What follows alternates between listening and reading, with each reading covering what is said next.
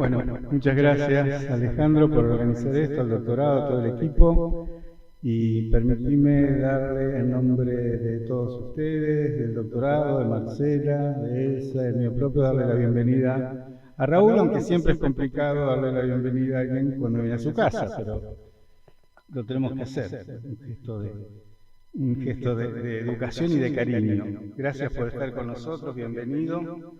Y creo que está muy bien que no te hayan presentado, porque para todos los que están acá no necesitas presentación.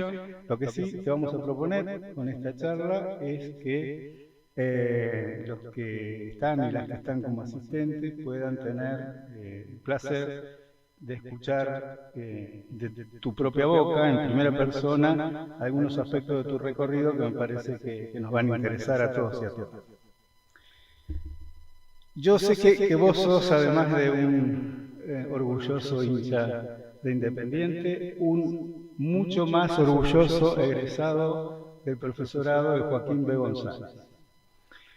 En tus comienzos, en tus inicios, cada vez que hablas de cómo comenzaste tu carrera como historiador, siempre está el recuerdo cariñoso, parece Joaquín B. González, ese profesorado donde tuviste excelentes maestros. Entonces, mi primera propuesta es que nos cuentes un poco cómo fue formarte allí como profesor y cómo fue el salto de profe de Joaquín B. a investigador.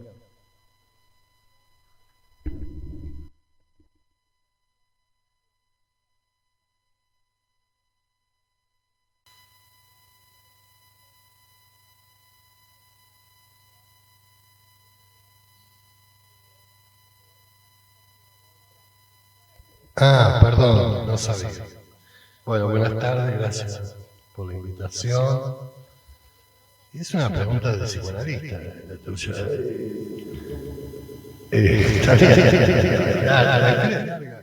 No sé si vale, para mis hijos, no sé si para ustedes.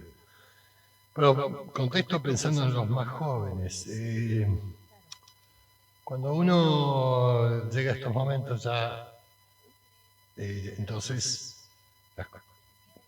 puede cometer el error de transmitir una idea como que todo estuviera planificado, y nada estaba planificado. Digamos. Las cosas se fueron dando, se presentaron situaciones y había que decidir. Algunos caminos se demostraron después buenas decisiones a pesar de uno,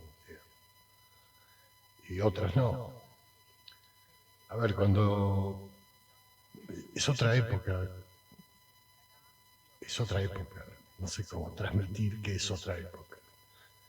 No tiene nada que ver con la época que ustedes están viviendo. Cuando yo terminé la escuela secundaria, no sabía qué hacer. Me gustaba la historia. No quería ser profesor, porque los que eran imágenes de los profesores no me estimulaban. Y se me pasaba por la cabeza que alguien pudiera trabajar de esto. No sabía que existía esa variante. Me gustaba historia porque mi viejo estaba obsesionado porque yo solo leía el gráfico. Entonces quería que lea cosas y me compraba una cosa que se llamaba historietas mexicanas, las más grandes, quizás sepan de qué hablo. Las joyas de la mitología griega, libros de Julio Verne. Digamos, a mí me suele gustar la historia por ese tipo de literatura de aventuras. Salgari, cosas muy viejas, fantásticas.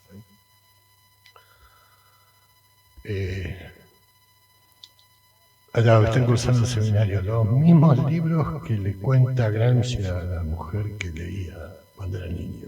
Un poco desactualizado, lo mío siempre. Bueno, entonces,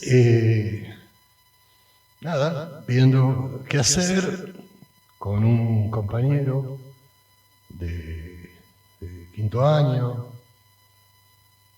después se convirtió famoso, es uno de los muchachos que estuvo desaparecido en la mansión CD, que se escapó, que se hizo una película con su historia, que fue testigo en el juicio, se exhibió en Suecia.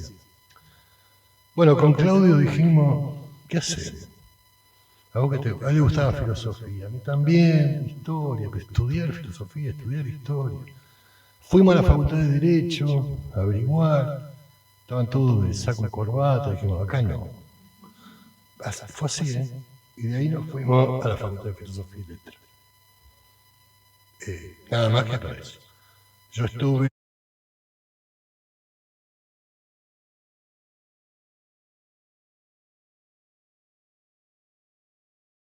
en filosofía y hasta que vino la intervención de la misión Ivanisevich y dejamos mucho.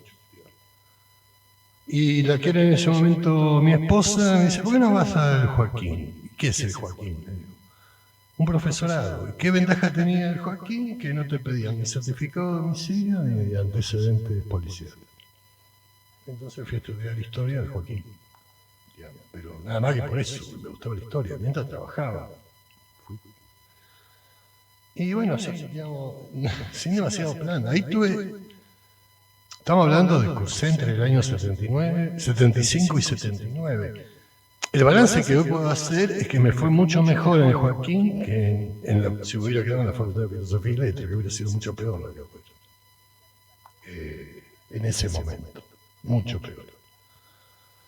A veces jodíamos a nosotros diciendo, los milicos no se enteraron que existe el Joaquín, porque no entendíamos por qué algunas cosas seguían pasando. Por ejemplo, un gran tipo que venía de la Universidad de La Plata, el profesor Aníbal Viguera, la historia latinoamericana contemporánea, estaba loco, venía en el tren con una valija, traía los libros, repartía los libros entre nosotros, todos los libros que estaban prohibidos, año 77 estoy hablando. Y después de la clase se los devolvíamos a la semana siguiente. Y yo le decía, Aníbal, te van a matar. Los libros estaban prohibidos, no se podían comprar. Algunos viejos se encontraban en algún lado. Bueno, nada, en medio de todo eso, como cualquiera de aquella edad, yo que hubiera dicho, yo lo que quería estudiar era la historia de la clase obrera. Hasta que tuve de profesor a Carlos Mayo en Historia de América Colonial. Y me deslumbró. Me deslumbró la temática, me deslumbraron sus clases, lo he dicho, lo he escrito muchas veces, me resultó fascinante y dije, esto me interesa. Pero bueno, tuve algunos buenos profesores, pero lo mejor que tuve, además de algunos buenos profesores como Carlos Mayo, como Aníbal Viguera, fue un grupo de amigos, hermanos, que nos dedicamos por nuestra cuenta los viernes de la noche a comer asado, pizza y discutir todos los meses un libro, de esos que nadie nos daba para leer. Y durante hasta hoy seguimos siendo amigos. Hicimos una especie de carrera paralela por nuestra cuenta, entonces creo que ya lo he contado más de una vez esto. Pero para mí es muy importante, es una especie de carrera paralela, insisto. Ahí discutimos Alperindong y Revolución y Guerra, porque no era bibliografía. Dobb, Vilar, Brodel, Marbloch. Para nosotros en todo Hobsbawm, todo eso era más o menos lo mismo. Después me enteré que los historiadores que se dedican a historiografía decían que no, pero para nosotros, como nosotros lo vivíamos, era más o menos lo mismo. Después me gustó ver en las memorias de Hobsbawm que para él también era más o menos lo mismo. Entonces, bueno, no estábamos tan equivocados sin saberlo.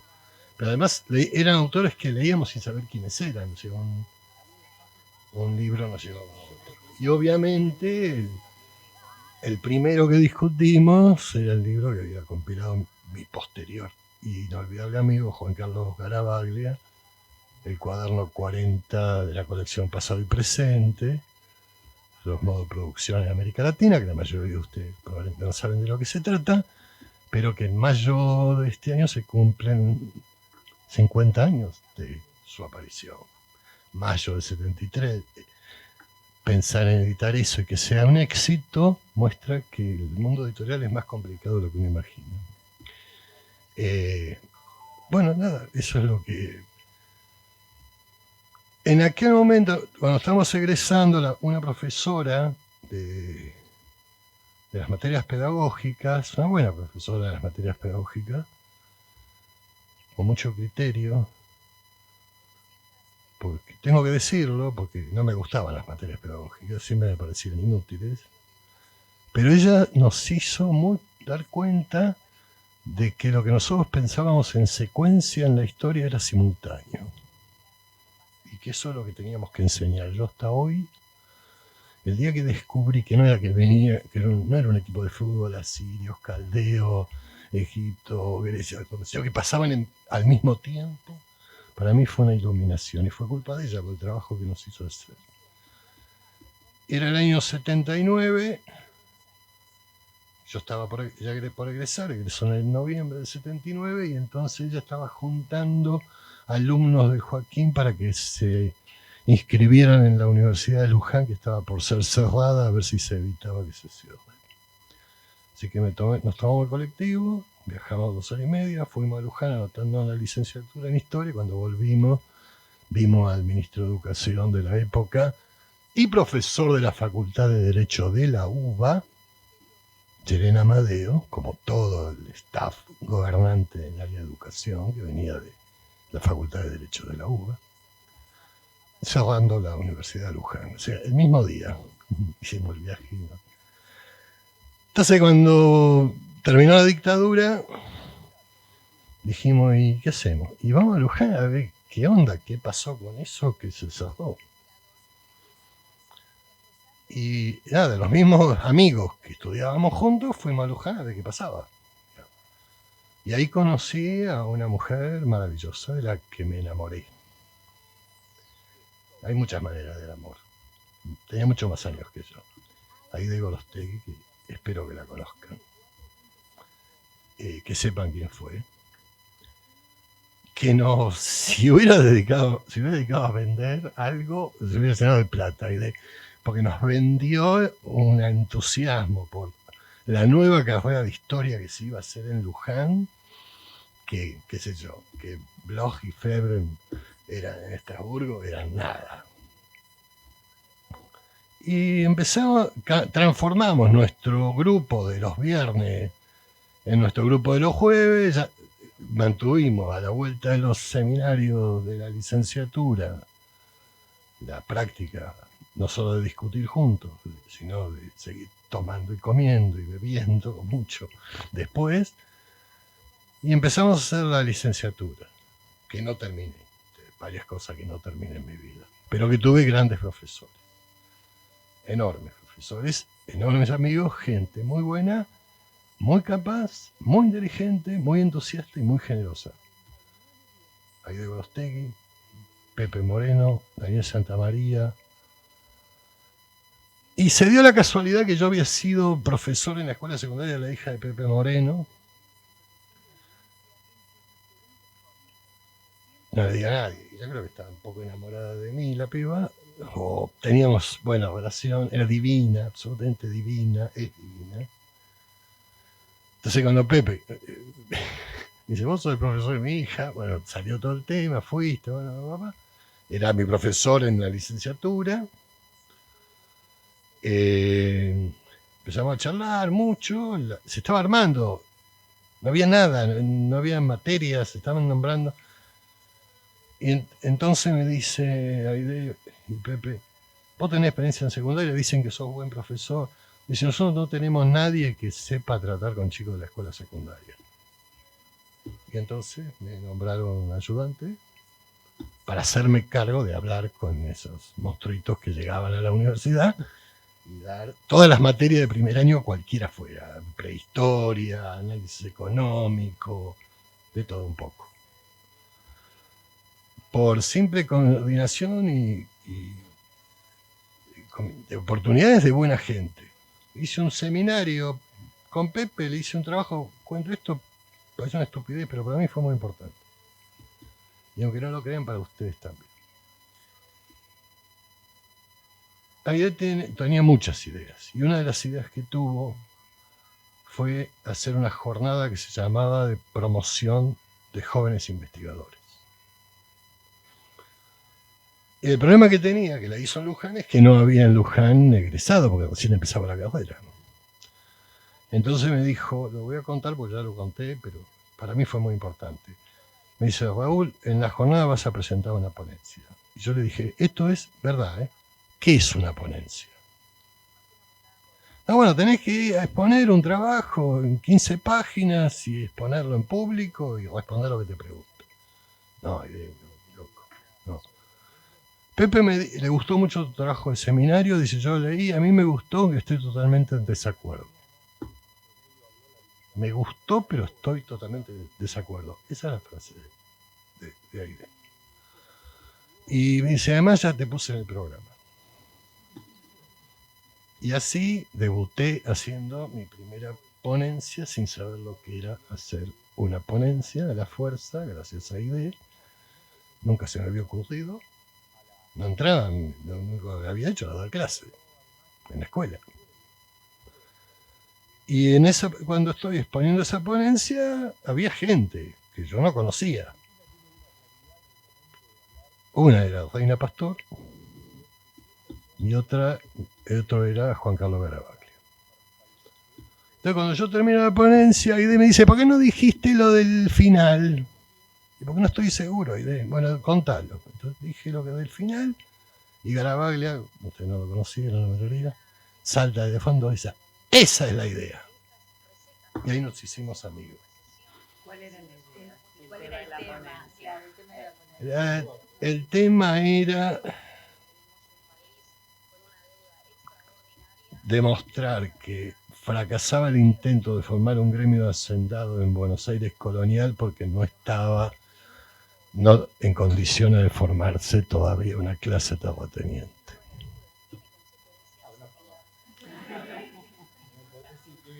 Y a las dos personas que Aide no estaba de acuerdo, y a las dos personas que le gustó, y yo me inflé, porque para mí eran bibliografías, no personas, eran Juan Carlos Garabaglia y Reina Pastor, así que no saben cómo me inflé.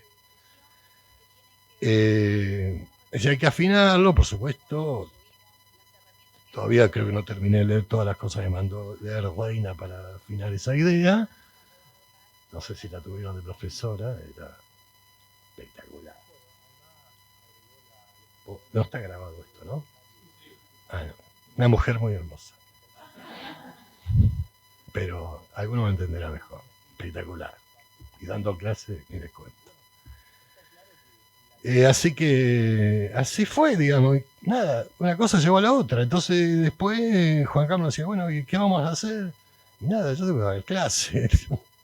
No, y bueno, y empezamos a trabajar juntos.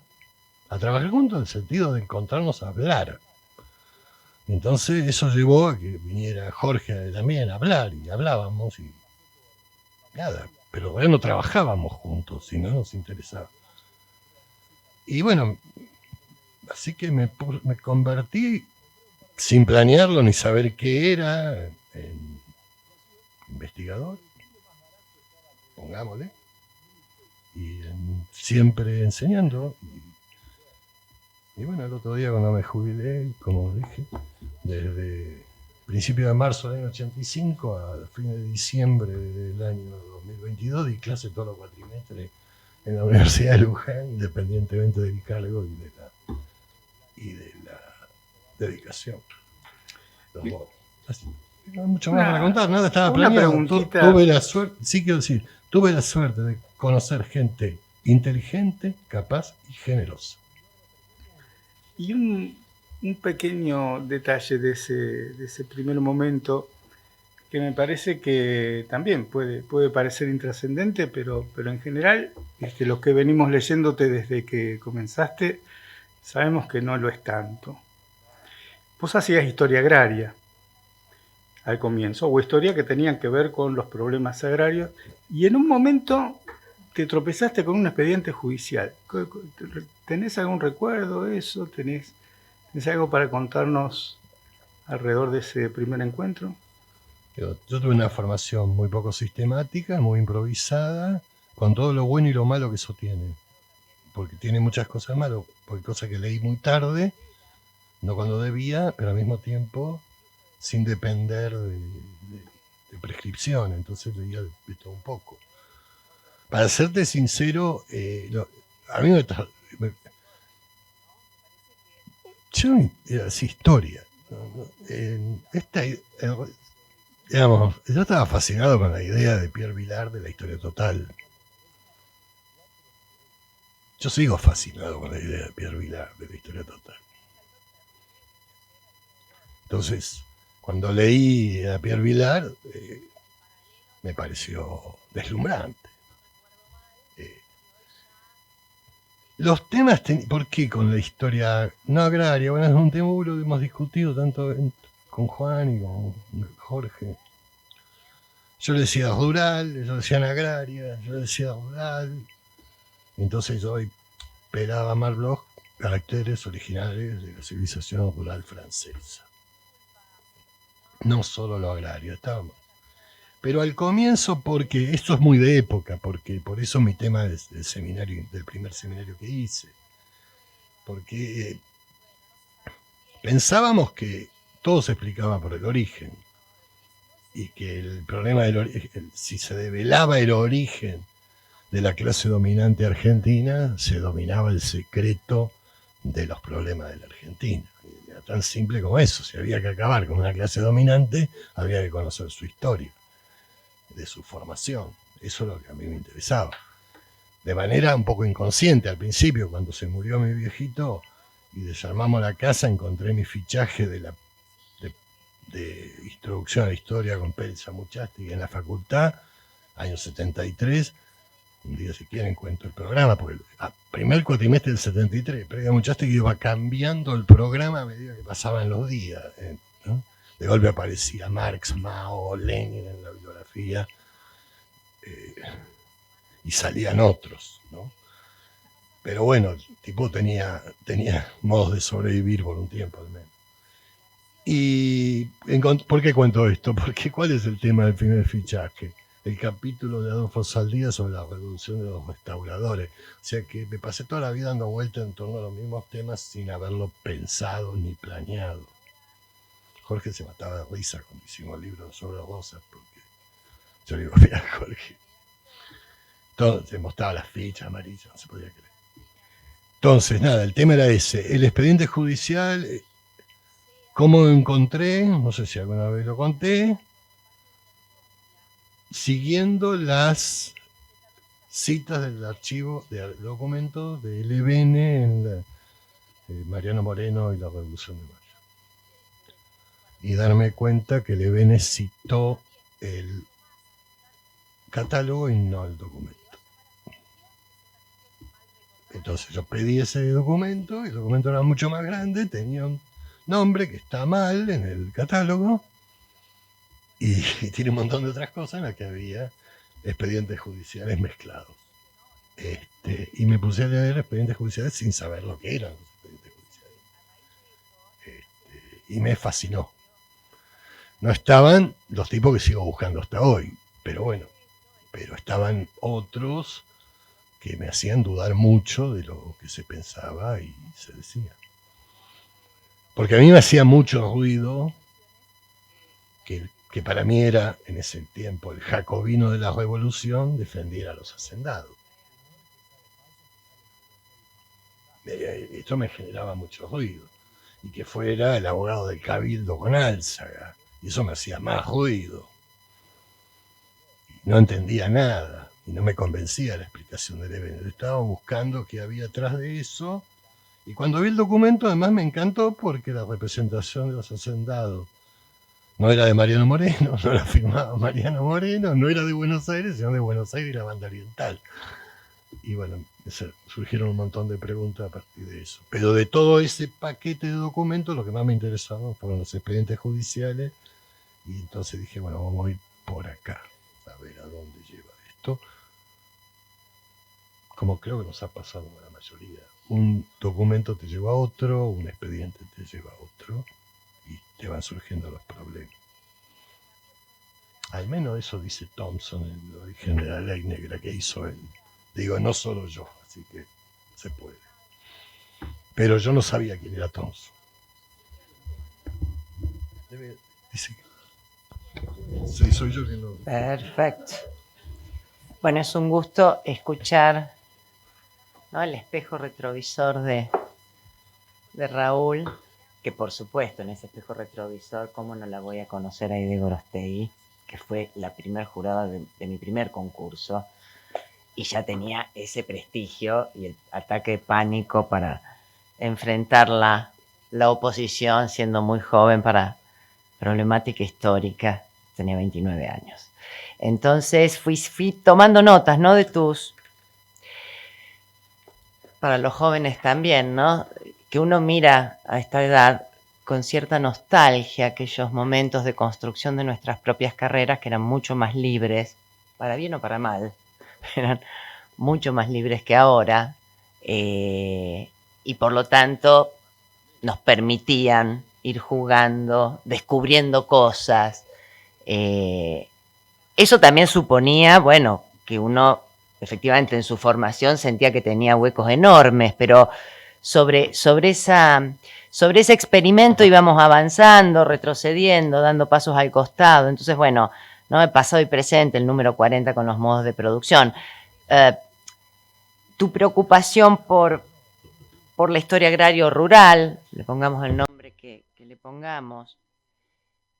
Soñaste de jovencito hacer la historia de la clase obrera, pero primero terminaste haciendo tus trabajos sobre la clase terrateniente o la aún no clase terrateniente, pero los sectores dominantes. Sin embargo, de este primer momento que vos fuiste relatando muy bien, vos y el grupo, Jorge, Hellman, Juan Carlos Garavaglia, fueron paulatinamente también haciendo desplazamientos, ¿no?, de esas, dentro mismo de la historia rural o la historia agraria, de esa preocupación por los sectores dominantes hacia los sectores populares, subalternos. Bueno, ahí la impronta, ¿no?, del marxismo británico, más que las subalternidades en clave gringa norteamericana. En todo caso, después contanos cuáles fueron ahí las apropiaciones teóricas y la selección dentro de ese mundo de los sectores subalternos o populares. Y en ese mismo desplazamiento también vos, particularmente, pero también Jorge y Juan Carlos, pero particularmente vos, tal vez de la mano, no lo sé, de los expedientes judiciales, fuiste también desplazando tu mirada de una historia más en clave de historia social o de historia económico-social, también a la historia política, o una historia social de la política, y un desplazamiento también de ese periodo colonial o tardocolonial hacia el periodo revolucionario, ¿no? Entonces te desplazo un poco en ese desplazamiento hacia esa historia tanto social como política, tanto de los sectores dominantes, pero de los sectores subalternos, y ahora sí a pensar, y bueno, acá fue lectura obligatoria para muchos, entre tantos otros textos de Raúl, que tiene revolucionaria la Revolución de Mayo, ¿no?, en aquel nuevo topo de número 5 que coordinaba Gabriel Di Meglio. Entonces, te ubico más en el preclima bicentenario, ¿no?, el tránsito de los 90 a la primera década del siglo XX, del siglo XXI, perdón. ¿Cómo viviste, cómo experimentaste vos y el grupo ese tránsito hacia la historia política, las discusiones, a veces las polémicas en torno a los orígenes de la revolución, ¿no?, la insistencia de todo el grupo de ustedes en el componente anticolonial de estas revoluciones, y la discusión con François Guerra, para ponerle un nombre, ¿no?, si en 1808 era un Big Bang, o si en realidad estos nuevos historiadores de la política olvidaban esa historia social y ese componente anticolonial de las revoluciones. Entonces, bueno, ubicarte en ese tránsito. ¿Qué nos querés contar? Participé junto con vos de muchas de estas charlas, conversaciones y discusiones.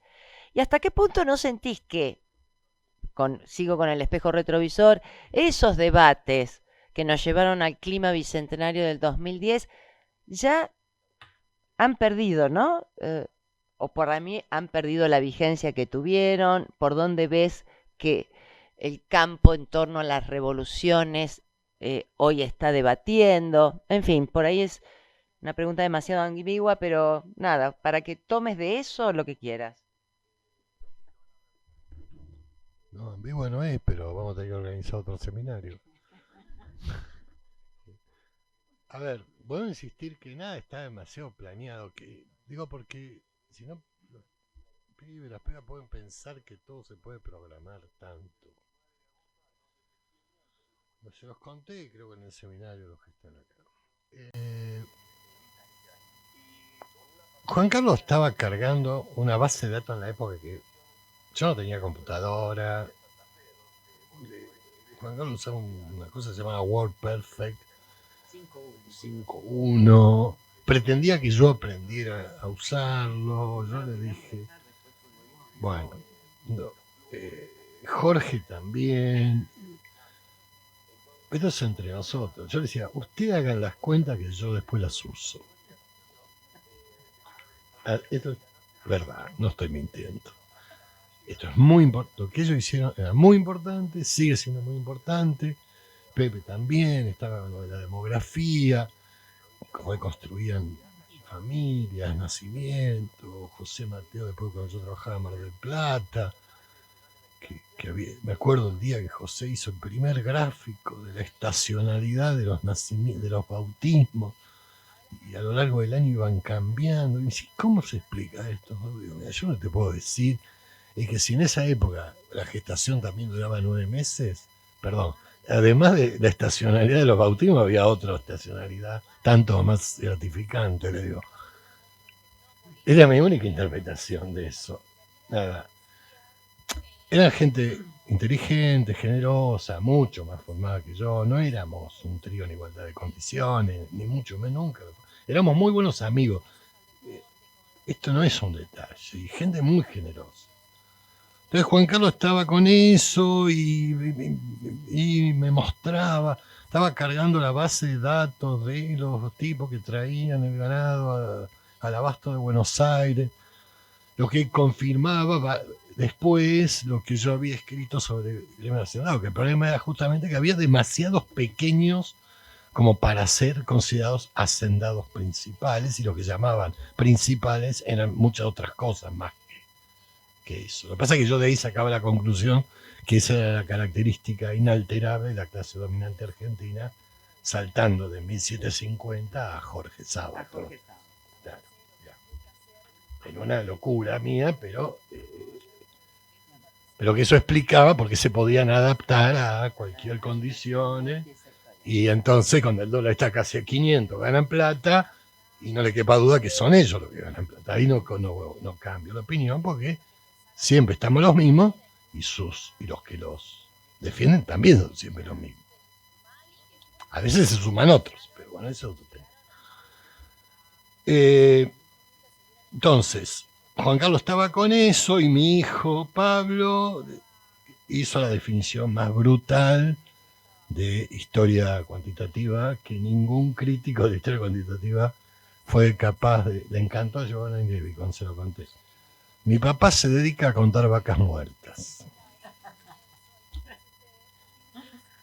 Entonces, explicándoselo a Pablo que no estaba contando vacas muertas, sino que quería saber la historia de la gente, bueno, y sin saber usar el WordPerfect, ni tener ganas de aprender a usar el WordPerfect, hicimos una división informal del trabajo. No es que acordamos eso. Bueno, ustedes sigan por ahí, yo me voy con los expedientes judiciales. Y intercambiábamos. Lo que pasa es que mis expedientes cobraban sentido con los otros de ellos. Pero hay que decirlo de verdad. Y íbamos discutiendo bastante. Teníamos un desacuerdo, no sé si lo dije, que era Chayanov, que no saben ni quién es, pero no importa. La mayoría de los alumnos no deben saber quién es. Un ingeniero agrónomo ruso que le fue muy mal con Stalin, que escribió un libro fantástico sobre la lógica de la economía campesina. pero con un enfoque centrado en el ciclo vital de la familia campesina. Era en realidad una propuesta contraria a la de Lenin. Mientras Lenin postulaba un proceso de diferenciación campesina que iba a terminar con la polarización del campesinado en dos clases opuestas, Chayano sostenía que había otro proceso, un ciclo, que las familias campesinas se adaptaban a ese ciclo demográfico, qué sé yo.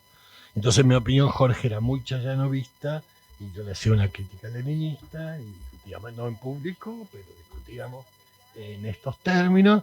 Entonces Jorge traía Chayano, yo el desarrollo del capitalismo en Rusia y bueno, teníamos la misma edad, la misma formación, las mismas lecturas. Jorge mejor porque había estudiado en Francia, pero yo de estas no las había estudiado en Francia y estas no nos las enseñó nadie, digamos, las aprendíamos por nuestra cuenta. Yo leí el Capital solo, digamos, en medio de la dictadura, no tenía nada que hacer, leía el Capital y no entendía nada, obviamente. Y bueno, discutíamos eso.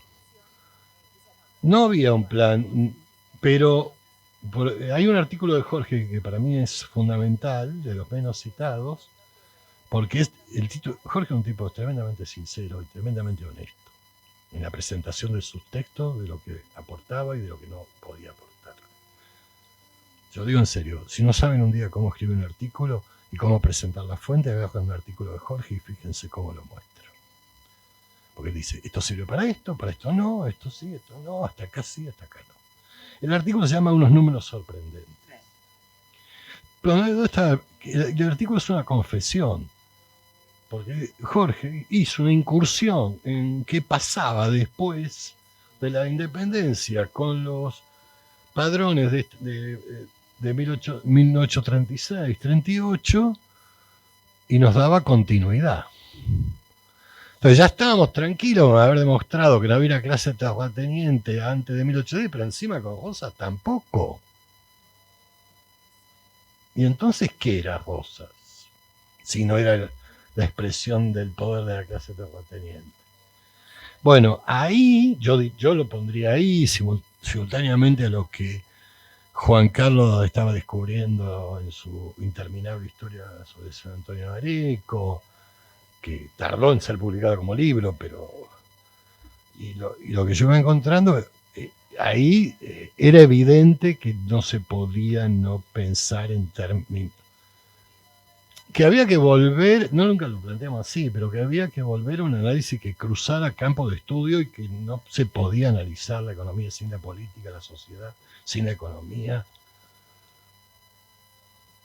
Sobre todo porque habíamos aprendido de jovencitos que la política era la expresión concentrada de la economía, diría Lenin.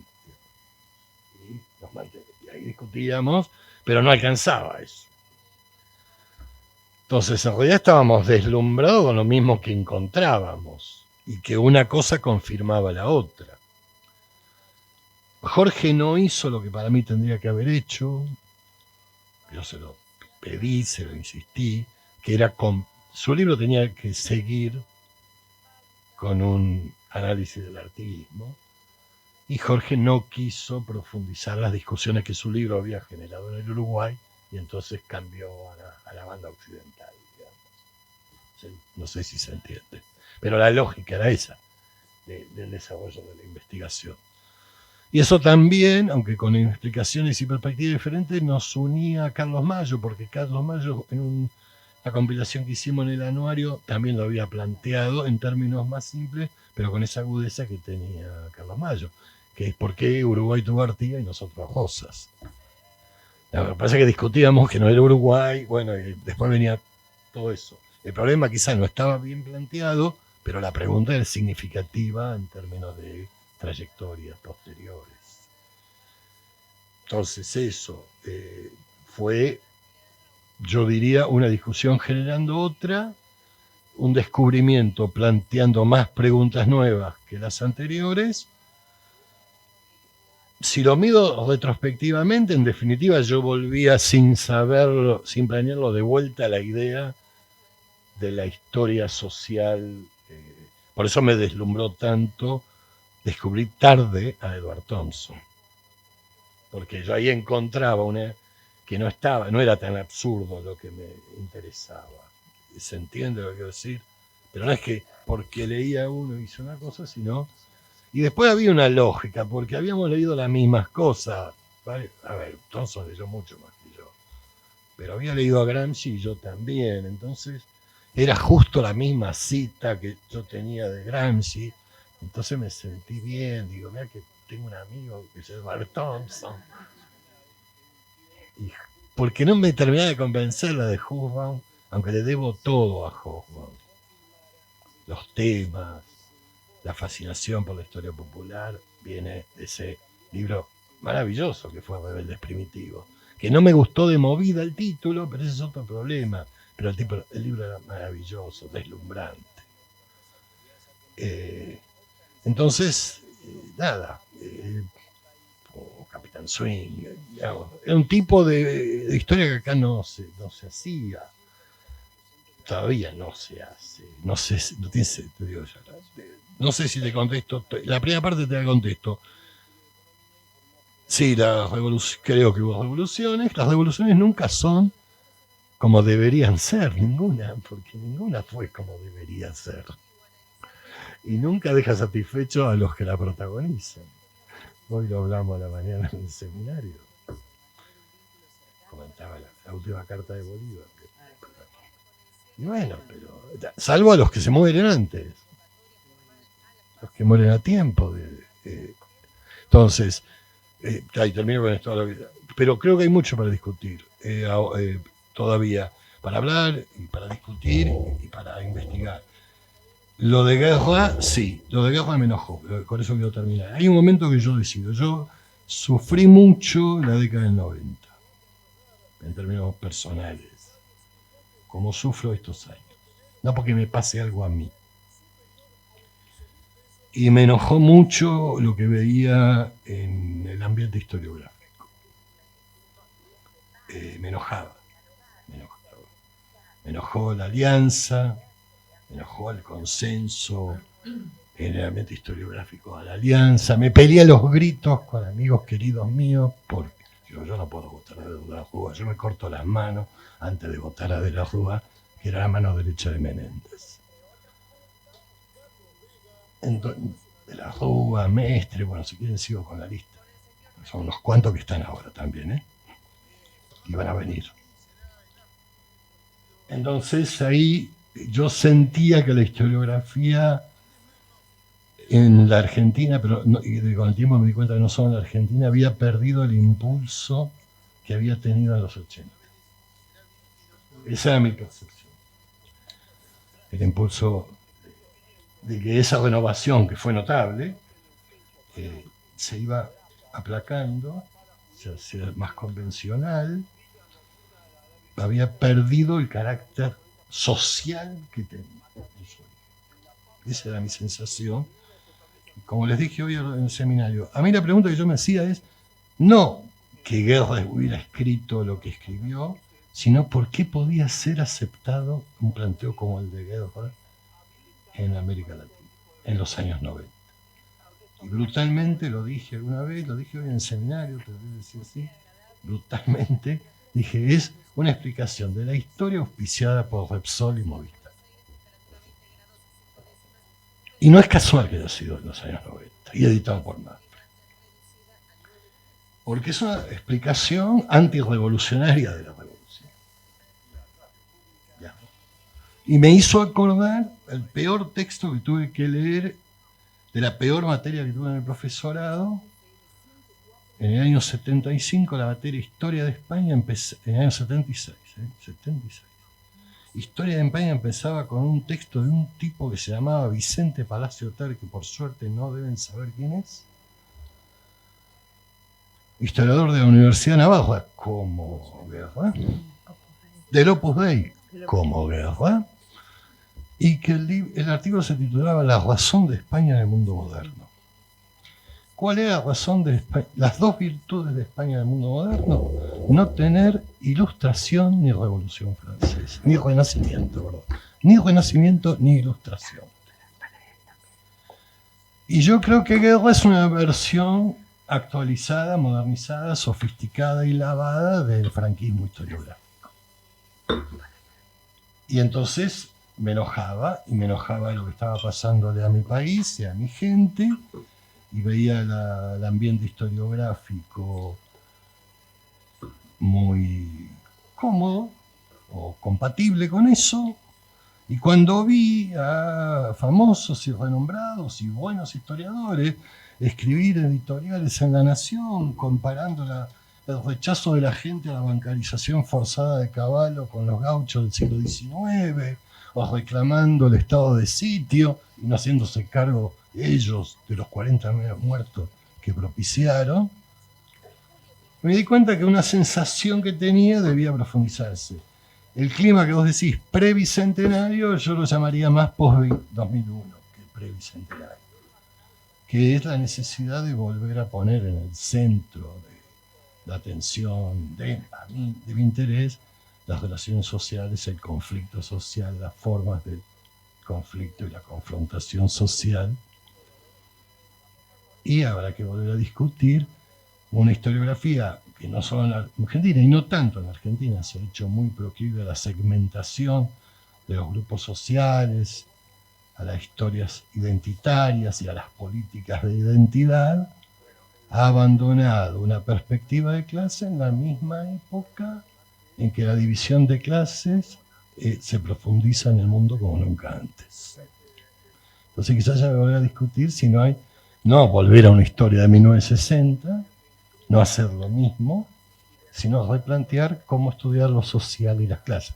La idea no es solo mía, la han dicho Geoff Ellis, por ejemplo, hay varios autores pensando esto. Yo creo que es una discusión por venir. O como diría el viejito Hobsbawm ya, cuando era viejito, las políticas de identidad, la historia de la identidad no es suficiente. Pero esto es un debate. Y otras cosas más nuevas, creo que tenemos que, sí es un resultado de los 90, pero que no se puede mejorar, la interrelación con la historia de Europa meridional y América Latina es fascinante como futura. De ahí estamos mezclando cosas, ¿no? Digo, yo tardé en darme cuenta que ese asunto del trienio liberal es importante en el Río de la Plata. Yo tardé en darme cuenta, te confieso. Es que una cosa te lleva a otra. No, yo ahora, ya que mencionaste lo de la conflictividad social, me gustaría ahí morder un poco en este tema y en tus expedientes judiciales. Pero antes de hacerte la pregunta y avanzar sobre el tema que terminó dando forma a este libro de Historia de una montonera, quería contarte que yo formé parte del grupo aquel de Garavaglia de meter datos en... Sí. Tempranamente porque Vitallos sin jornales. Porque digamos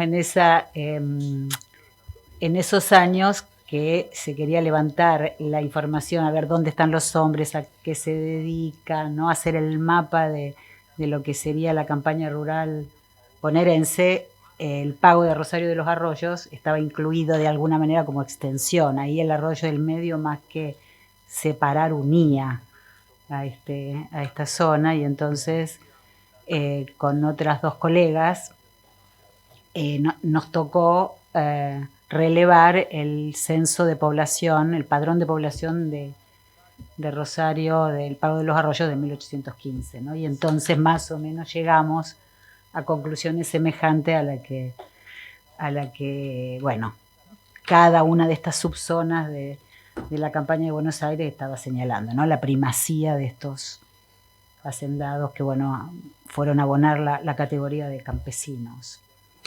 Y lidié también con esos primeros años de meter información y, bueno, y cómo hacer estos cruces, pero re interesante, la verdad.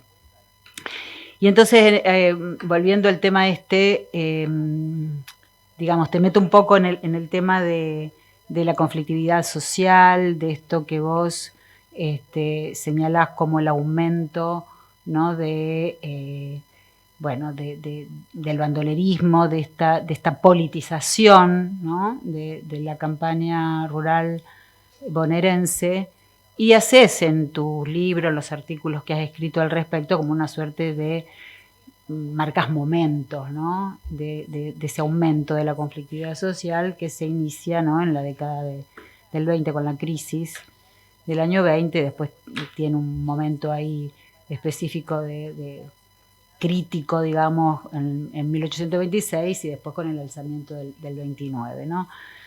Pero bueno, para esto, que bueno, has escrito varios artículos, hay un expediente en particular, ¿no? Que fue el que terminó convirtiéndose en este libro, ¿no? Que se llama Historia de una montonera. Y entonces, digamos, la primera pregunta que te haría es, ¿qué de esa enorme cantidad de expedientes? Creo que ahí en Nuevo Mundo, Mundos Nuevos, mencionás que viste 98 juicios, bueno, y expedientes que tienen que ver con problemas judiciales y policiales. ¿Cuál fue la particularidad del expediente que te llevó a escribir esta historia de una montonera, que tiene que ver con este asalto de esta montonera en el pueblo de Navarro y luego la villa de Luján a fines de 1826, y bueno, y que te permitió elegir ese y no otro caso que a mí me resultó sumamente interesante y que lo exponés en el artículo de Islas e Imperios, ¿no? Exacto, pero bueno, es el caso de la amenaza de la montonera, ¿no? Estos coronderos que se establecieron ahí en San Pedro, ¿no? Bueno, ¿por qué Coronderos aliados al directorio. Exacto, ¿no? Porque y no el de los coronderos. Eso por un lado. Y por el otro lado, a ver si nos podemos meter un poco, entonces, en relación y vinculado a esto, en un poco esa operación de lectura que vos haces de este generoso expediente, como otros que has trabajado, y en esto que de alguna manera vos denominás algo así como, en tu modelo interpretativo, decir, una lectura más profunda del contexto. No, una indagación más profunda del contexto. ¿Sí? Sí, gracias. ¿Puedo dar por terminado el seminario hoy? No, a ver, tiene muchos motivos. Y se relaciona con las preguntas anteriores. Yo antes de que pudieran digitalizarse expedientes judiciales, pasaba muchas horas en el archivo y nada de lo que uno hace hubiera sido posible sin la ayuda de algunos ignorados sabios como los empleados del archivo, de los distintos archivos. Yo le debo una enormidad a Liliana Crespi, pobrecita, Fabián Alonso, el Archivo General de la Nación, porque ellos conocen como nadie esa maraña que son esa lógica y lógica que tiene la organización del archivo hasta que uno más o menos entiende. Entonces, quiero decir porque me han ayudado en, mira esto, mira aquello, estás con esto. Pero hay una cuestión que tiene que ver con una sensación que en los años 90 a mí se me fue profundizando cada vez más.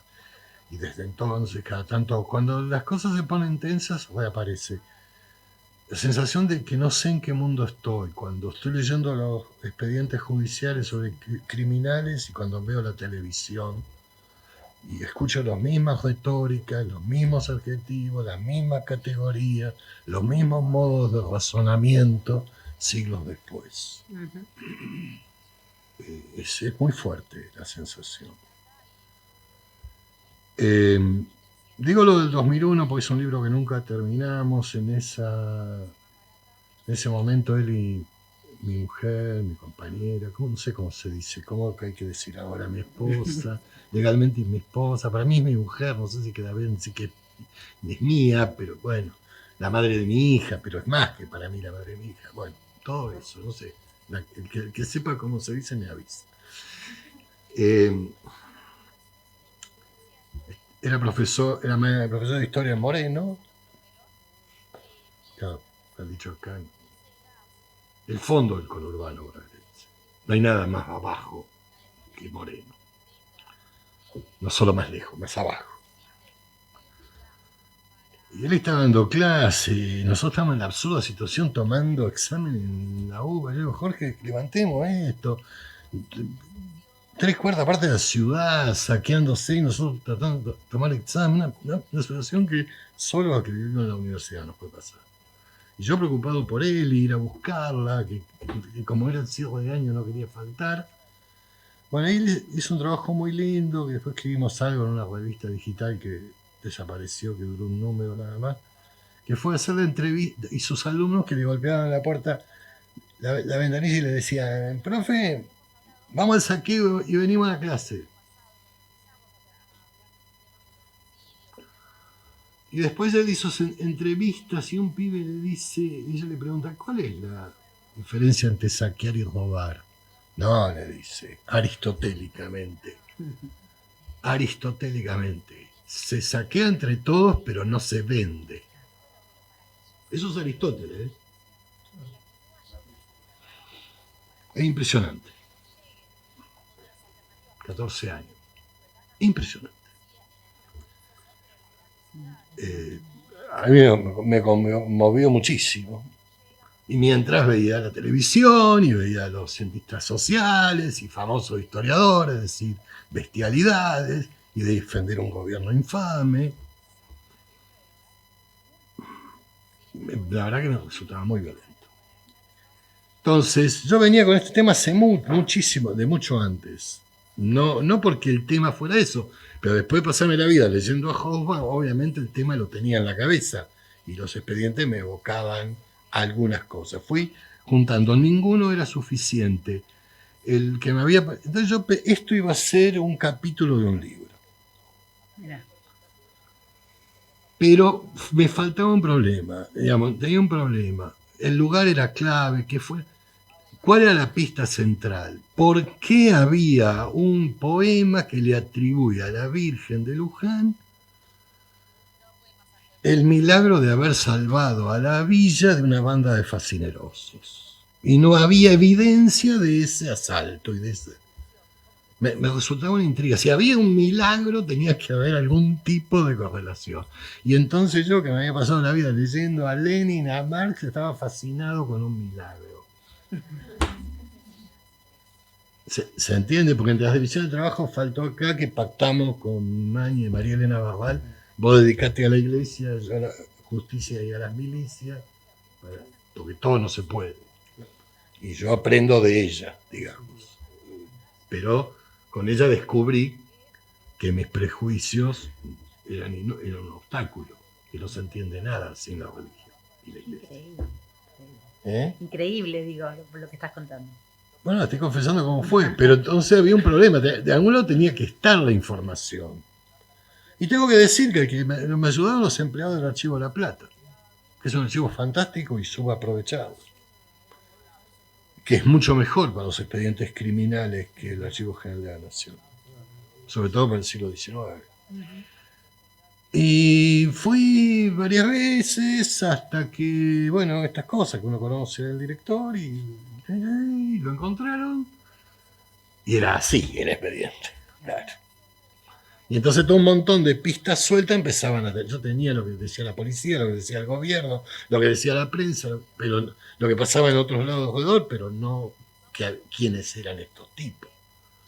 Y entonces ya como capítulo era demasiado grande y ya a esa altura ya había leído otras cosas, había leído la microhistoria, había leído a Ginsburg, a Levi, me había hecho una buena relación personal con Levi, Él me decía que valía la pena, discutíamos, él se oponía al enfoque, decía que el enfoque era muy antiguo, yo le decía que él tenía un enfoque weberiano, bueno, no importa. Él me confesó que partieron de Gramsci, bueno, pero se pasaron de Gramsci a Weber, bueno, discutíamos. Que había 2 microhistorias, no una microhistoria, pero conversaciones por sí. Pero después algunas cosas están escritas, ¿no? Fue muy útil, digamos, sin eso no se me hubiera ocurrido escribir un libro sobre un episodio, pero entonces ya tenía uno, tenía otro, pensé en un libro que iba a ser una serie de episodios, y mi hijo Pablo decía hay que hacer una película, no un libro, una miniserie para Netflix, y tiene razón, pero no sé escribir guiones. Me puse a leer de guiones de cine y le di esa forma, que contento lo que dio el resultado. Pero no es la historia de las montoneras, es una. Pero el problema es que no tenemos muchas, porque en general no tenemos mucha evidencia para eso. Y ahí me equivoco también en decir que fue la primera en Buenos Aires, no es cierto, después encontré otras. Así que hay que tener cuidado en decir, esta es la primera vez. Hay que decir como los arqueólogos, datación relativa, digamos. Mientras no se descubra otro, después con Silvia Roto encontramos otras, varias más, antes, pero sin evidencias. ¿Cuál es la ventaja de esta? Es que siempre pasa lo mismo, la que los apresaron y los juzgaron y entonces dejan un montón de documentos. Si no, no tenés evidencia de ese tipo. Pero no porque sea más importante. Tiene que haber sido lo suficientemente importante como para generar esa hipótesis del milagro de la Virgen. Yo que no creo en los milagros, digamos. Si la Virgen hizo un milagro, que yo trabajé 35 años en la Universidad de Luján, que son muchos. No sé si te contesté exacto, pero fue un poco así, y la riqueza del material a mí me fascinó, y nada. Pero era parte de un plan que era distinto. Después por eso escribí un libro sobre lo de 1829. Todo, originalmente era un solo libro, digamos, que terminaron siendo no sé cuántos más. Sí, sí, claro que me contestaste, pero independientemente de, digamos, vos decís una montonera, todo lo que te dio esta montonera para discutir con una amplia bibliografía, digamos, ¿no? O sea, y una variedad de temas, porque justamente uno de los capítulos que tiene el libro, no sé si lo han leído, el protagonista es un tal Cipriano Benítez, que es el que la moviliza a esta montonera, y que de alguna manera en sus declaraciones, en sus confesiones, que ese es el gran valor, o sea, el trabajo que vos tenés metodológico, digamos, de indagación de estos expedientes, tiene que ver un poco con, bueno, no solo el material, cómo trabajás no solo con las confesiones, sino al mismo tiempo cómo presuponés lo que no está dicho, el temor que tienen, ¿no?, los vecinos y las autoridades, etcétera, etcétera, ¿no? En ese sentido la pregunta era cómo mordíes ahí eso, la lectura. Sí, yo te entiendo. No, la idea no la completé bien. Pensando un poco la tomé de la microhistoria, claro. La idea del experimento historiográfico, digamos, de hacer uno mismo un proceso de experimentación. Por eso el libro está organizado, el mismo tema visto de distintos ángulos, como probando diferentes hipótesis. Algo parecido hizo un historiador que yo admiro mucho y que no me gusta la deriva que tuvo, como Eric Van Yang, porque él fue como probando métodos de aproximación distintos desde la historia económica y social más ruda hasta el psicoanálisis, digamos, para explicar lo mismo. John no tiene esta envergadura, nada que hagamos sobre el Río de la Plata tiene la envergadura de México, y yo no tengo el nivel ni la envergadura de historiador de Eric Van Yang, pero fue un poco la idea, ir viendo lo mismo, probando como distintas hipótesis con distintos métodos al mismo material, leído de diferentes maneras. Esa es la idea. Lo que yo terminé encontrando es algo que me interesaba particularmente, que brutalmente lo digo, creo que sí lo digo, una especie de rosismo antes del rosismo. Claro. Un clientelismo desde abajo. La búsqueda de un Rosas, antes que Rosas se decida a hacer lo que después fue. Con lo cual buscaba discutir la clásica y repetida hipótesis para Rosas y para cualquier movimiento de bases populares de la manipulación de las clases populares, digamos. Es una relación, si hay manipulación, no digo, es decir, la política es manipulación, la que nos gusta también, pero no digo que la manipulación explique todo, por algo algunos tienen éxito, otros no. Eso es lo que estaba tratando de, no tratando de demostrar, era lo que la evidencia me mostraba, no era la hipótesis inicial, era simplemente una reacción desesperada de tipos que hartos de la guerra con Brasil, que desertaban y se dedicaban a lo que podían hacer los desertores. Digamos, esa era la hipótesis inicial. Pero esta gente ya venía de muchos años de guerra. Y ahí me di cuenta, sí, de algo que se me convirtió en obsesión, que es darnos cuenta que para la gente subalterna, popular, bueno, es fácil. Para el mundo popular, ir a la guerra fue en el siglo XIX una normalidad, claro, no una anormalidad. Y que su vida está marcada por esas experiencias, y sus vidas están marcadas por esas experiencias.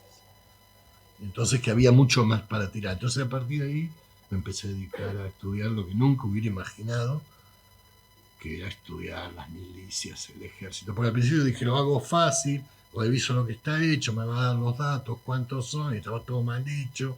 Y es un mundo fascinante. Nada, buscando a esta gente en los lugares donde suelen estar. La cárcel, los juzgados criminales, el regimiento, son los lugares que suelen habitar en la fuente. Nos vas llevando solito a lo que más o menos habíamos pensado de tirarte como disparadores. Pero antes de ir al Rosas, la historia de una montonera, cuando la leí, dije, bueno, acá con Benítez encontró su Menocchio, ¿no? Digo, sí, por la potencia. Cuento una anécdota. Sí. Encontré el archivo viejo, la computadora vieja, los primeros apuntes, y ¿sabés qué acto fallido tuve? ¿Sabés cómo le puse al archivo? Cipriano Reyes. No. Ay, no Benítez. No le cuenten a nadie. No. Bueno, ahora vamos al factor Perón, al factor Rosas, ya que estamos con Cipriano. No, porque lo que quería, digo, solamente volver a resaltar con tu Menocchio, es la forma que vos, elípticamente recién aludiste, la forma de la narrativa que tiene ese libro. Ahora confesás, yo no lo sabía, que fuiste a leer guionistas para ver cómo componer esa narrativa, porque digo, ahí está también la magia, ¿no? Y recordaba una cita de Carlo Ginzburg cuando está hablando justamente sobre de este experimento, ¿no? Del queso y los gusanos en particular, dice, bueno, a mí lo que me inspiró, entre otras cosas, a este tipo de narrativa es Tolstoy, La guerra y paz, y la cita de Tolstoy, ¿no? De solo se puede comprender la historia si entendemos la historia de todos los hombres. Por supuesto, es una vocación desmesurada, pero bueno, hecha esta digresión, esto es lo que de alguna manera, yo me acuerdo también cuando fuiste planteando en algunos eventos, adelantos de la historia de una montonera, y ya te ibas metiendo con ese, ¿no? El 29 y los orígenes del rosismo. Ahora, ¿cómo te convencieron de escribir una biografía sobre Rosas? Porque digo, una cosa es trabajar todo lo que nos viene contando, ¿no? Milicias, la guerra. Y otra cosa es el género biográfico. ¿Cómo te convencieron a vos y a Jorge? Porque solo decir, ya en la introducción, el escepticismo metafísico con la cita de Bourdieu, ¿no? Y la ilusión biográfica, uno ya se ubica, y ustedes son muy claros en cómo van a desarrollar esa trayectoria vital. Pero yo recuerdo los momentos en que estaban escribiendo la biografía y que tomábamos un café y te agarrabas la cabeza y nos hacíamos preguntas como por ejemplo la del hijo ignoto de Rosas, ¿no? Los enigmas. Pero bueno, ¿cómo te convencieron? ¿Cómo te convencieron a vos y a Jorge? ¿Cómo experimentaste el género biográfico? A pesar de que en la introducción digan que no es una clásica biografía. No es una biografía. No quieren que sea una No biografía, es ok. una biografía porque no me siento capaz. Me falta una fuente, que son los apuntes del psicoanalista de Rosas. A ver, como lo que dijiste, yo lamento, no sé cómo es aquí en Rosario, pero salió el tema en el seminario.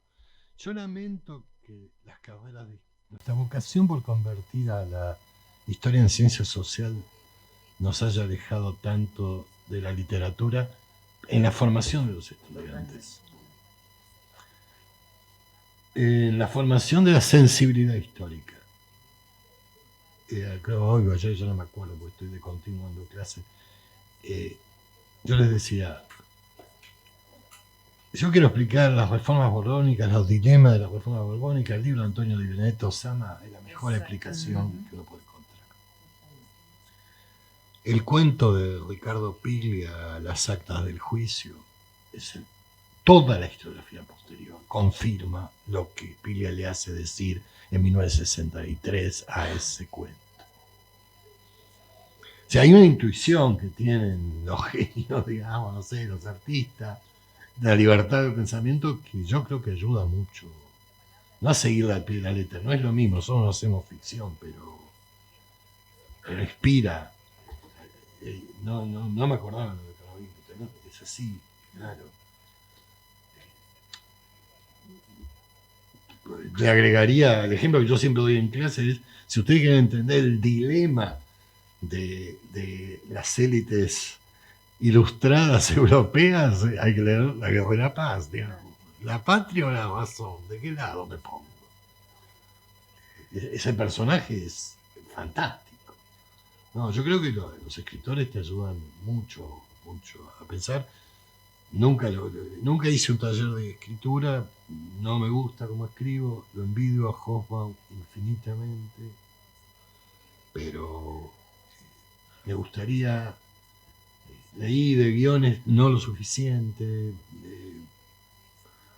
porque creo que el cine, digamos, no creo, es evidente, lo que nosotros hacemos es cine, no fotografía, y lo más difícil es el paso, el movimiento. Y el cine lo logra pescar, entonces tenemos mucho en común. Y con el psicoanálisis también, digamos, que le interesa el movimiento y las marcas, ¿no? Entonces, ¿cómo me convencieron? Insistió Gustavo Paz para la colección, dice, no podemos tener una colección sin Rosa. No, la biografía de Rosa, no, le digo, iba a decir en pedo. Imposible, no, otra vez Rosa, ¿no? Bueno, y que sí, que no, me insistió por cómo me gusta cómo escribí, ¿no?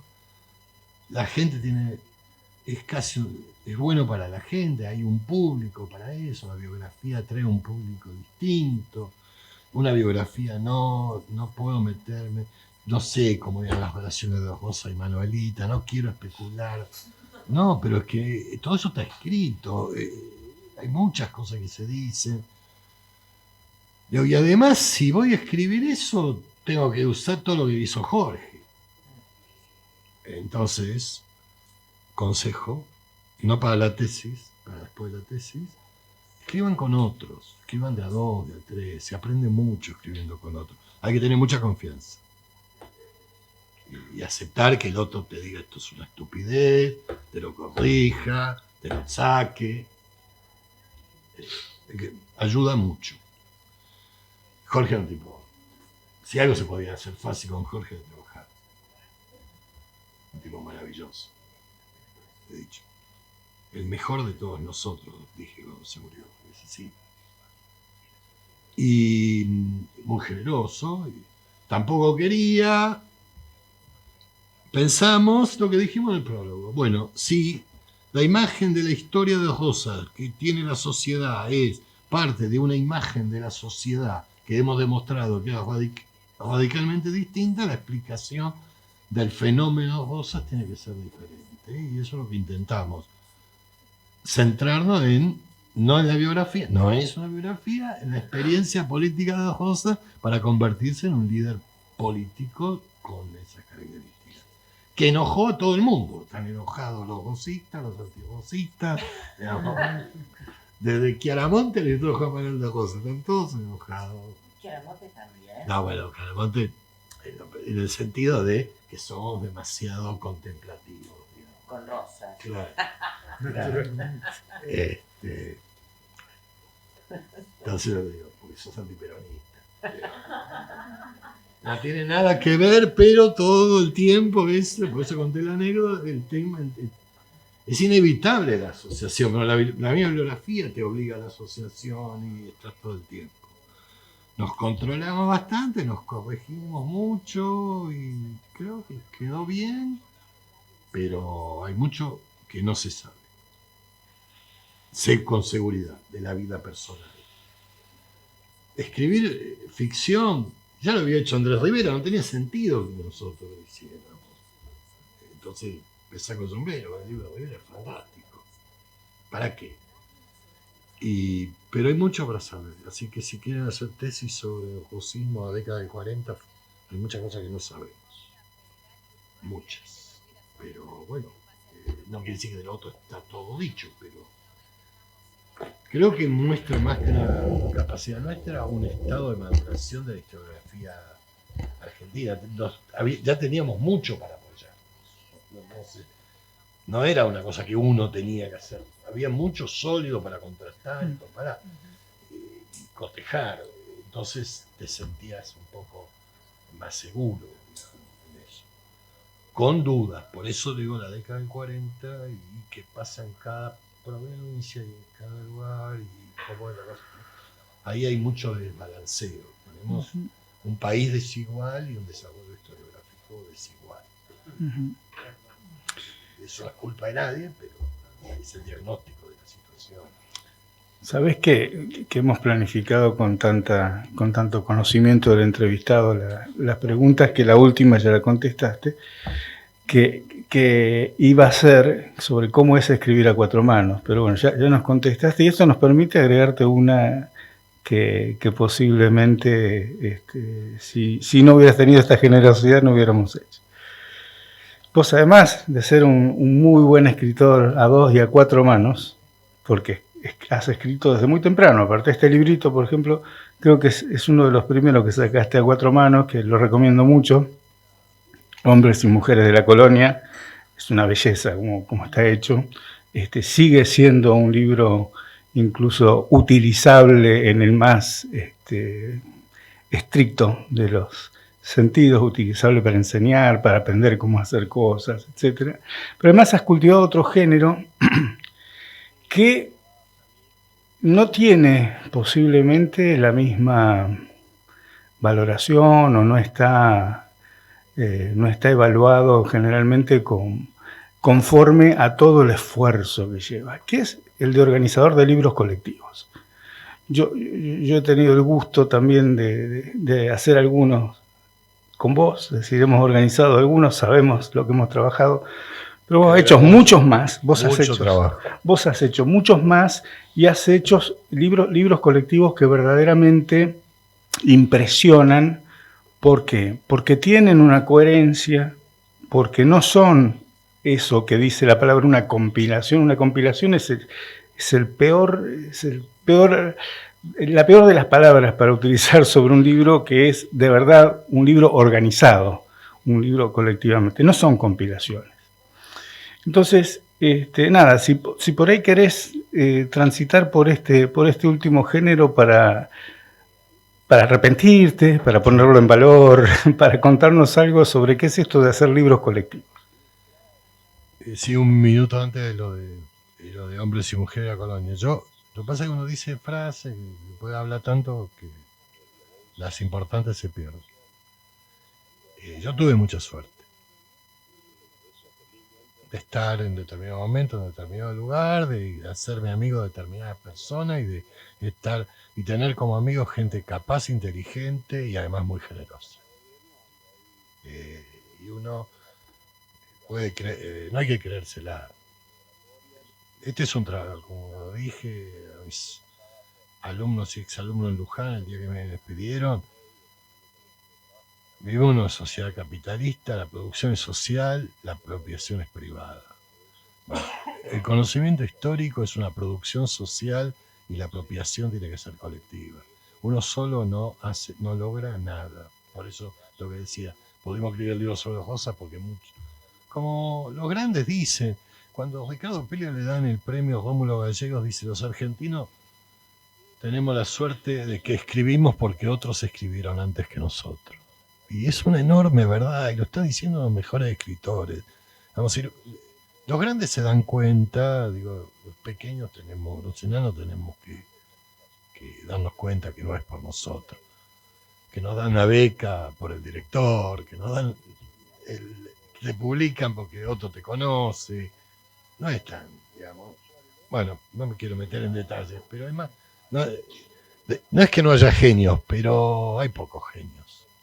Y genios individuales creo que no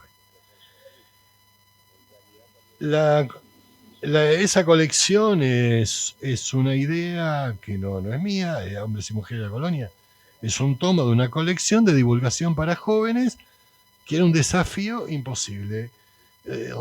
Raúl Maldrini escribió el de los indios y la editora de la colección, la mejor editora que tuve jamás, Canela, no sé, los más grandes saben de quién estoy hablando, porque se leyó todo 80 veces y opinaba sobre el contenido. Le dijo a Juan Carlos eso, de escribir un libro de ficción para jóvenes sobre la época colonial. De ficción, de historia ficcionalizada, narrativa para reconstruir vida cotidiana. Por eso se llama la colección Vida Cotidiana. Juan Carlos le dijo a Canela, ni loco. Entonces, ¿a quién? Al tipo que tenía experiencia en escuela secundaria. Yo por eso vuelvo. Yo aprendí mucho de mis alumnos de escuela secundaria. Aprendí de mis alumnos de la universidad también, aunque ellos no lo saben. Porque uno va probando hipótesis en las clases. Pero las preguntas de los pibes en la escuela secundaria, los comentarios a mí me fueron muy iluminadores. Me permitieron darme cuenta de cosas que nunca había pensado en esos términos. Porque por algo se les ocurren las cosas. Por ejemplo, cuando uno, después que yo había preparado todo un trabajo práctico en la época de la fotocopia, que se ponía todo de blanco y negro, horrible, sobre el Imperio Romano y todas las imágenes, que me puso la causa de la caída del Imperio Romano, que la gente estaba harta de vivir entre las ruinas. Claro, que lo único que yo no expliqué era qué era lo que estaba ahí, un pequeño detalle faltaba en mi teoría, en mi clase, y él tenía razón, hizo una buena interpretación de la fuente. Bueno, entonces nos pusimos y nos divertimos mucho. Pero si mirás bien ese libro es casi todo de Juan Carlos. Son los casos y los expedientes de Juan Carlos convertidos en tipos sociales, digamos, más algunos, hecho ad hoc, más por mí, como el de Mariquita Sánchez, que es un personaje que siempre me había fascinado.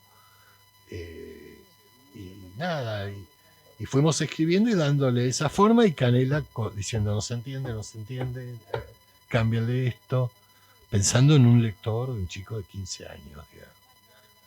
Creo que es el libro más exitoso que tengo. Me ha dado no sé, en los lugares más recónditos del país está ese libro. En las escuelas más chiquitas me han llegado cartas, agradecimientos. Parece una estupidez,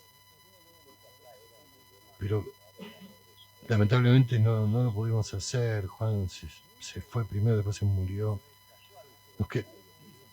Querían hacerle un reconocimiento en Santiago del Estero por haber incluido a Santiago del Estero en la historia argentina. Yo me partía el alma de escuchar el argumento. Entonces es un libro, sí, que lo quiero mucho, que fue un buen ejercicio, digamos, porque aprendimos los dos juntos que para explicar sencillo hay que saber más, no menos. Eso es uno. La compilación es un castigo, Darío, porque lograr que los autores cumplan con las normas de tamaño, de cita, es un mal necesario, pero es un castigo. Sí, yo trato, es una buena experiencia, no siempre se puede hacer como a uno le gustaría. Como a uno le gustaría es como lo hiciste vos más, o como, digamos, contra reuniones previas de discusión entre los autores para que todo vaya siendo más integrado. Creo que son necesarias, porque hay temas que son inabordables por una persona, pero los libros de autor siguen siendo imprescindibles para el futuro. No sé, pero creo que es muy enriquecedor trabajar en proyectos colectivos, enseñar con otros y escribir con otros es muy íntimo, es casi una relación de pareja escribir con otros. Nada, nos olvidamos de bucear en los textos de escolares que escribió también Raúl, que me hiciste acordar a raíz de la experiencia de este libro de Hombres y Mujeres de la Colonia, porque yo te he leído también cuando doy clases en el secundario como autor de estos manuales, en donde la experiencia es más o menos parecida, a todos nos ha pasado, que sí, que uno tiene que, bajar en poco contenido o ¿no? Condensar, mejor dicho, en pocos párrafos, ideas, para justamente ser fiel a lo que uno quiere transmitir, ¿no? Y entonces también esa es una experiencia. Es más difícil el libro de texto porque tenés los límites del diseño curricular, los límites de la editorial, los límites de espacio, de la capacidad de los autores que convocás para transmitir. Es una tarea, creo que necesaria, pero muy difícil de llevar adelante. Y los hice para 2 editoriales y ninguna de las 2 aceptó lo que en los 2 casos queríamos hacer, que era lo que había falta hacer, que es exponer el libro, someterlo a la experiencia de la enseñanza y después, con esa experiencia, corregirlo antes de publicarlo. Entonces, confieso que algunos salieron un poco difíciles. Lo que me dicen muchos exalumnos que es que ahora ya no se pueden usar, que está más complicada la cosa, que habría una dificultad cada vez mayor. Pero ahí no opino, los que están en la trinchera son los docentes. Ellos tienen que decidir qué se puede usar y qué no. Ahí les preguntaría a los docentes qué se puede, no le diría nunca yo. Sí, nunca me había ocurrido a nosotros que participamos en manuales de hacer esto que planteaba. Hoy no sé por qué está así. Sí, no, me parece que estamos. Sí. No, monopolizamos el... ¿Alguien quiere preguntarle algo al Raúl directamente? Raúl, ¿querés preguntarle algo a alguien? ¿Cómo estamos? Sí. Que sea un diálogo o un biólogo, como decían los Lelutier, ¿no? Tengo para romper el hielo de lo que estamos diciendo.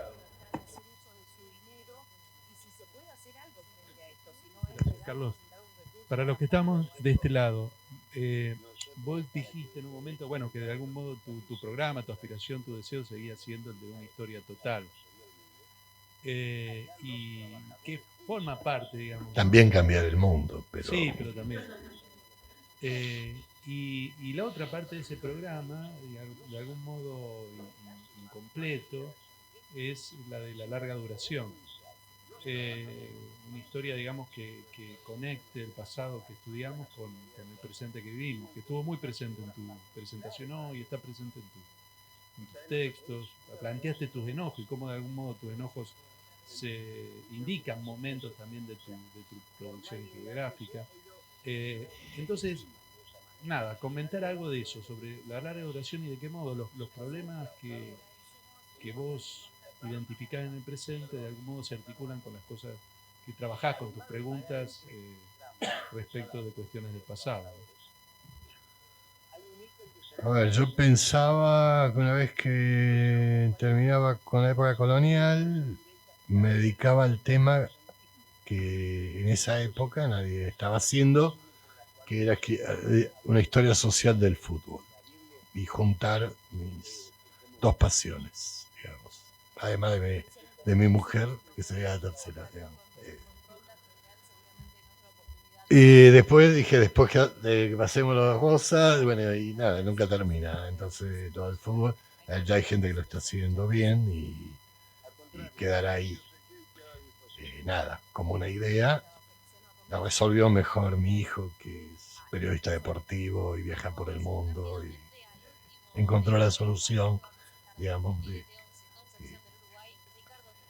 de resolver eso. Esa quedó ahí. Yo, como fantasía, no como plan, y menos esta edad, y ya me doy cuenta que no. Pero yo te diría que es un poco, hay una, no sé si una pregunta, un tema que sobrevuela. A mí lo que me interesa es en la larga duración, si pudiera reconstruirlas, pero sé que no voy a poder, eso es imposible para una persona.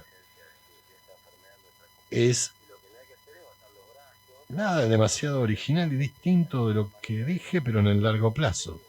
¿Cuáles son las tradiciones políticas populares en Argentina o de Argentina y sus alrededores? A largo plazo, cómo se fueron modulando y cambiando, digamos. Algo así como diría Williams. Las dominantes, las ¿cómo era? Emergentes, las residuales, sobre todo las residuales. Creo que me supera no me creo, estoy seguro que me supera por completo, pero me preocupa mucho, me angustia mucho el presente. Creo que vivimos, no el presente solo de la Argentina, y no solo, me parece mucho más grave el precio de la carne que el del dólar. Vivimos tiempos muy tenebrosos.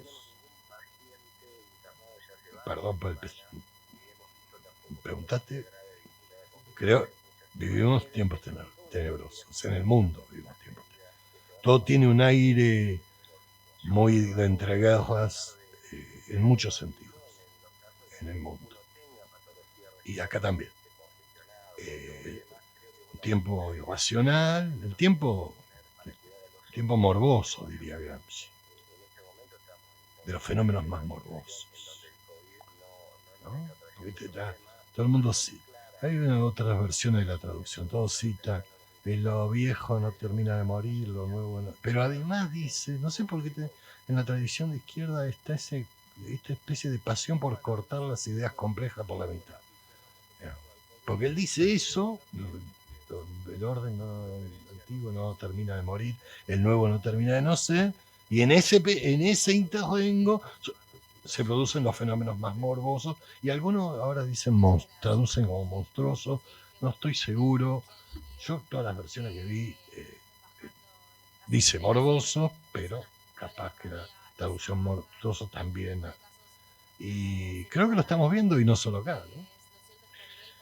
Entonces eso tiene que ver con las tradiciones populares, de cómo porque la gente va a tener que, y todos vamos a tener que afrontarlos, seguir viviendo y aguantar y resistir, y lo que se viene va a ser que algo de lo que pasó sea recordado como una pavada. Y entonces estoy realmente muy preocupado. Pero como historiador, en definitiva, lo que uno puede hacer es simplemente tratar de pensar. Pero estoy pesimista. Mi hija menor dice que soy muy pesimista. Pero ¿qué quieren que le diga? Tiene 18 años, me hace cada pregunta. ¿Qué va a pasar, papá? ¿Qué va a pasar con el dólar? Y todos sabemos lo que va a pasar con el dólar. Hay mucha gente haciendo mucha plata con el dólar. Todos sabemos. Y sabemos quiénes son. Y sabemos a dónde la tiene, a dónde la lleva. No hay ningún misterio. Si algo no tiene misterio es eso. Bueno, nada. Pero no quiero hablar de eso. Me preocupan cosas más de fondo. Y esa sería me dije, una historia de escribir una historia de las tradiciones políticas populares.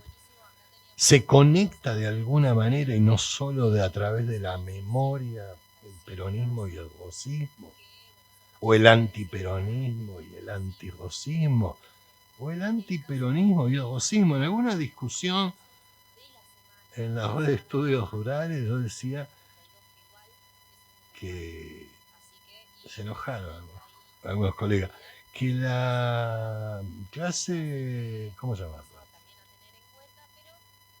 Los fuertes del área nuclear, ¿cómo se llama esto? Ay, no me sale. El área núcleo. Tendrían que hacerle un monumento a Rosas, no a Roca. El inventor de la idea del campo como un actor colectivo enfrentado a la ciudad que lo somete y le expolio es Rosas, no Roca.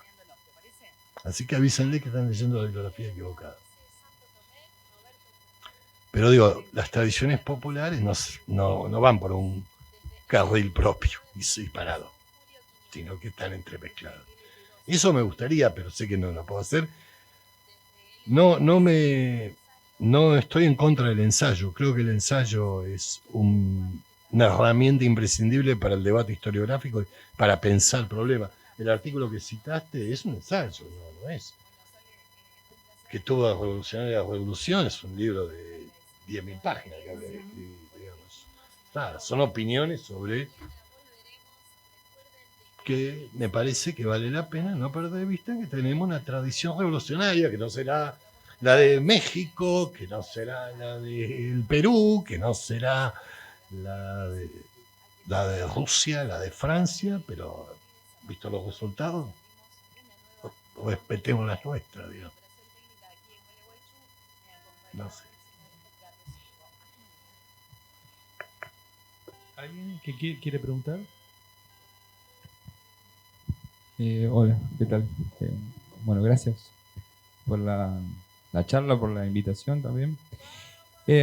Me quedan así como algo que tal vez mencionaste y no sé si yo no lo capté bien o lo imaginé.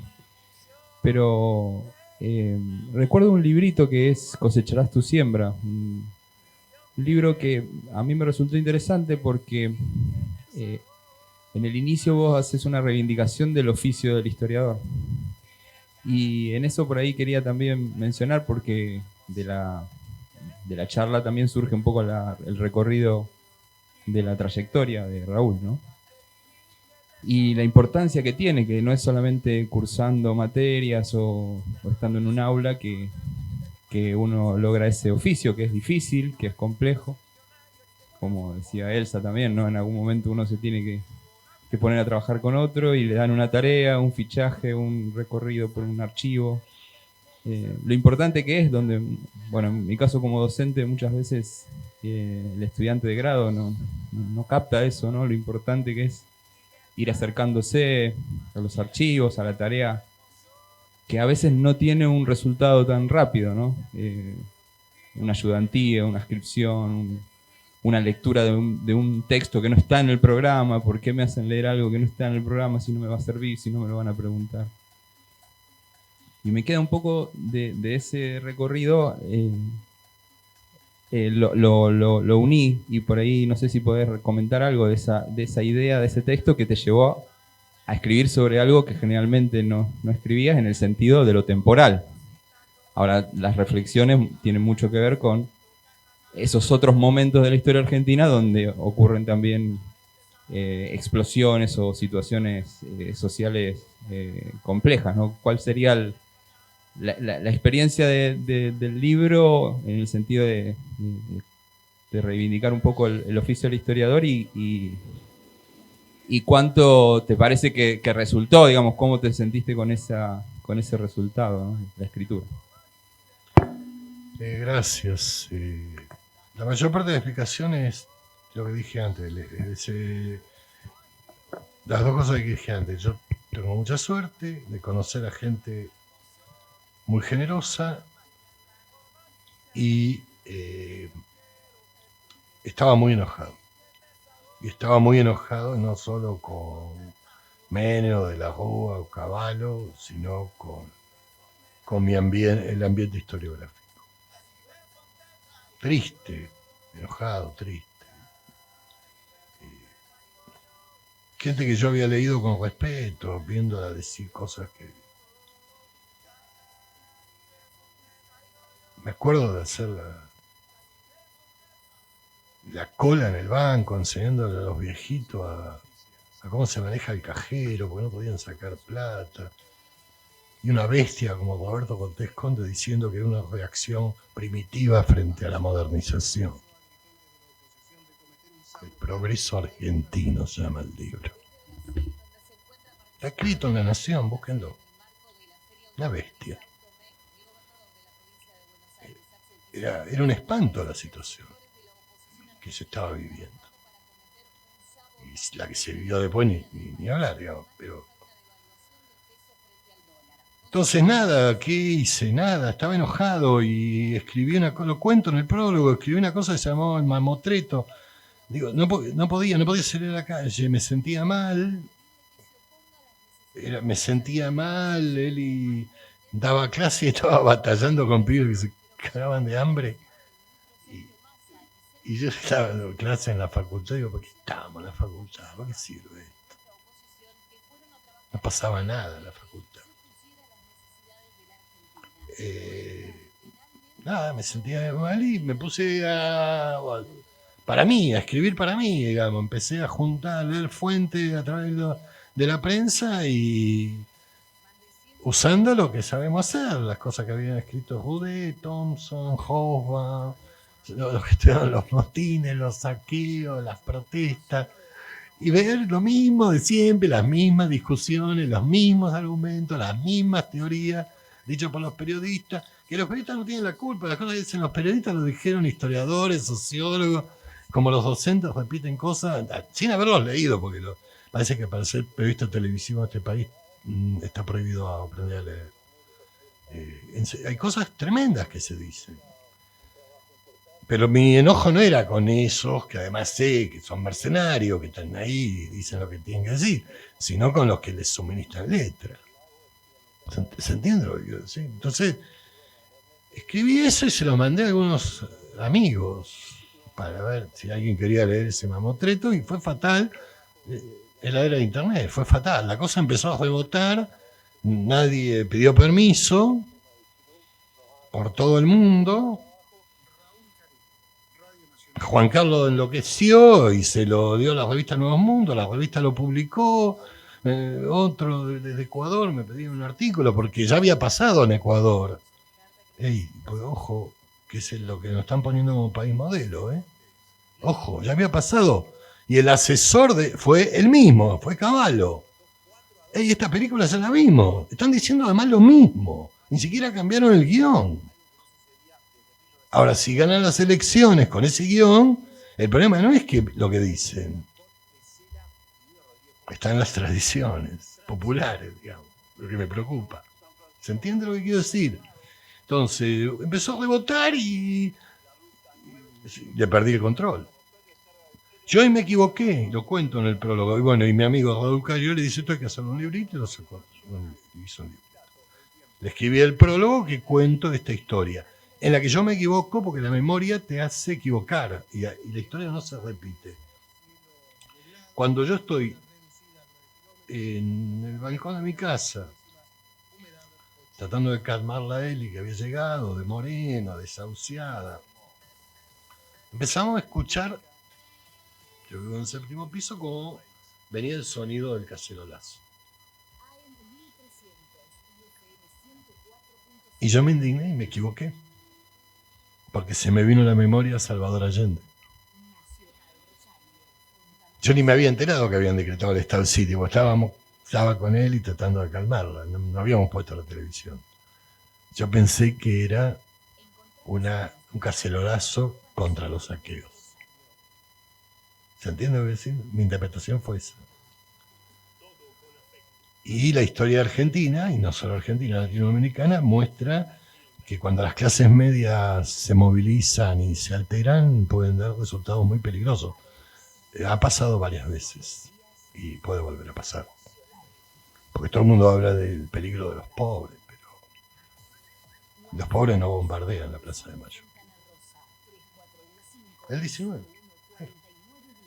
¿Se entiende lo que estoy diciendo? Pero yo me equivoqué en la interpretación del momento porque apelé a lo que no tiene que hacer un historiador, pero fue lo que sentí, a la repetición de la historia. El cacerolazo fue una estrategia contra Salvador Allende. También lo fue contra Isabel Perón. También hubo paro agrarios contra Isabel Perón, pidiendo el golpe. Y también los diarios y los columnistas de los mismos diarios pidieron el golpe. Y ojo, que obviamente yo no estoy a favor de Isabel Perón. Pero esta historia existe. Bueno, nada, qué sé yo, como diría Lucía, mi hija, ay papá, ¿por qué te tenés que acordar tanto de todo lo que pasó? Nada, no sé si te contesté. Fue eso, fue un exabrupto que los amigos creyeron que valía la pena y al final yo dije, bueno, hagan lo que quieran, me dio mucha vergüenza y todavía sí demuestra que conviene escribir sobre cosas de actualidad, porque ahora quieren que vaya no sé dónde a hablar de 20 años. Yo qué sé, que puedo pronosticar los nuevos saqueos. Solo temo que si hay, la violencia va a ser infinitamente superior. No quiero ni pensar. Pero no sé si fue simplemente una cosa hecha de tratar de decir, che, hay otros historiadores que hicieron otra cosa para entender situaciones de violencia social como esta. Fue un intento de eso, usando fuentes periodísticas a las que tuve acceso, nada más, pero inspirado por los comentarios que hacía Eli. Y cuando en marzo hizo esa encuesta con sus alumnos que habían hecho, los relatos de los pibes daban para un libro, en serio, pero ella no quiso, le dolía mucho, a mí también. La fiesta del asado después del saqueo. Por fin un asado. Estamos jodiendo, están pasando cosas muy peligrosas. Bueno, nada, pero no quiero asustar a todo el mundo y arruinar el día. ¿Alguna pregunta más? ¿Un comentario? Bueno, nada, agradecer, la verdad que yo lo disfruté muchísimo. Gracias a todos, gracias Raúl, Darío, Elsa. Marcela, fue un placer, gracias a Liech, que bueno, además del espacio, Vicente, Damián y demás son los que hacen que todo esto funcione bien y esto está grabado, así que lo van a poder volver a escuchar. Y bueno. No, gracias a ustedes, gracias. Como dijo, siempre me han tratado bien en esta ciudad. Mi mamá era de acá, hincha de Newell's. Mi tío era de acá, hincha de Central. La familia con algunos conflictos hemos tenido. Gracias por todo.